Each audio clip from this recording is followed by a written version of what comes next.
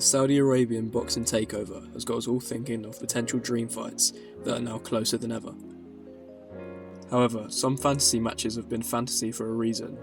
Plonking two massive names next to each other doesn't require anyone to think about whether or not it's a good idea. Rumours of a super fight between Canelo and Crawford got me thinking about this. As good as Crawford is, as great as he is, 147 or even 154 to 168 is one hell of a jump. As interested as I'd be, deep down I'd rather it didn't happen. But as is so often the case, we can look back at the past to predict the future. So I've compiled examples of fighters who jumped up through the weight divisions, both for better and for worse, to see whether overall, chasing greatness through the weight divisions is worth it. Sugar Ray Leonard won Olympic gold in 1976 at super lightweight and would go on as a professional to win world titles in 5 different weight divisions, in a 20-year career spanning from 1977 to 1997. The divisions included welterweight, super welterweight, middleweight, super middleweight and light heavyweight, with a difference of 28 pounds in that time. Along the way, Leonard would engage in unforgettable duels with the other 4 kings at middleweight, with a win and a loss against Roberto Duran, a win and a draw against Tommy Hearns, and a win against marvellous Marvin Hagler. Leonard was undoubtedly a warrior, and although he picked up some losses towards the end of his career, overall you have to say that his ambition in stepping up in weight was absolutely justified. Roy Jones Jr. was simply a joke in his prime, with speed and reflexes on another level. He was almost too good, forcing him to step up in weight again and again to face new challenges. As an amateur, he was robbed blind of an Olympic gold medal in the 1988 Games in Seoul. Undeterred, however, he would go on to be an all-time great pro, winning 6 world titles across 4 weight divisions. Starting at middleweight, to super middleweight, to light heavyweight, and amazingly straight up to heavyweight in 2003, defeating John Ruiz in a wide points decision. Say what you want about the strength of the heavyweight division at the time, this is still a massive achievement and required some pretty massive balls. However, it wasn't the way up that was the issue for Jones, it was the way back down. Many say that after putting on so much muscle for the Ruiz fight, he was never the same again when he lost the weight to go back down to light heavyweight. He would beat Antonio Tarver by a controversial majority decision, looking considerably slower than ever before. He would then lose by devastating KO in round 2 of the rematch, and we would never see prime Roy Jones again. Another fighter who was robbed in the Olympics was Floyd Mayweather, this time in 1996 as a featherweight, as he took home the bronze after a shocking semi-final decision. The judges were so bad that even the referee was confused. But Floyd would use his pain and never lose as a pro.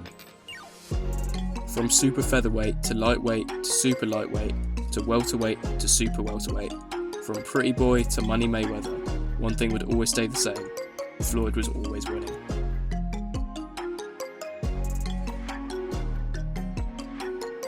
In the same era, there was one man who may have surpassed Mayweather in terms of the ambition to climb the weight divisions, despite having lost to him during his career.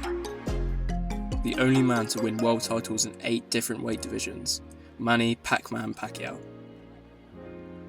Amazingly, he did this between 112 pounds and 154, a difference of 42 pounds in total. And it could have even been 10 weight divisions if he didn't skip over super flyweight and bantamweight.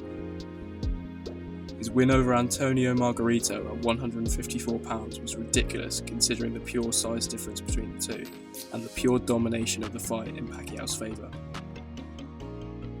Undoubtedly the biggest success story in stepping up in weight, and undoubtedly one of the GOATs, Manny Pacquiao.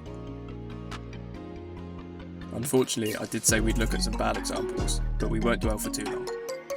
In 2016, Amir Khan and his massive balls decided to fight Saul Canelo Alvarez at 155 pounds, despite spending the majority of his career between 135 and 147. Khan's speed paid dividends early, but Canelo's pure power would catch up to him, in the form of a devastating overhand right in round 6, laying Khan out. Canelo would go on to campaign mostly at 168 pounds, but has also stepped up as far as 175 pounds on 2 occasions. One in victory against Sergei Kovalev. and won in defeat when he arguably stepped up too far by challenging Dmitry Bivol, a fellow pound-for-pound contender in his natural weight division. Career rival of Amir Khan, Kell Brook, also had massive balls and would step up to middleweight, or 160 pounds, in 2016 to face Gennady Golovkin. It was a punishing performance, and Brook was stopped in 5 rounds and given a broken eye socket to boot. Not good. So as you can see, stepping up in weight can be a real mixed bag. Firstly, if you step up in weight gradually, one division at a time, you're much more likely to be successful. In both cases with Khan and Brook, they jumped up multiple weight divisions to fight absolute killers. Again, the ball's on these guys. It also appears that if you jump up to fight a fellow pound-for-pound great in their natural weight division, like Canelo with Bivol, you put yourself at too much of a disadvantage. And finally, what goes up must come down, as with Roy Jones.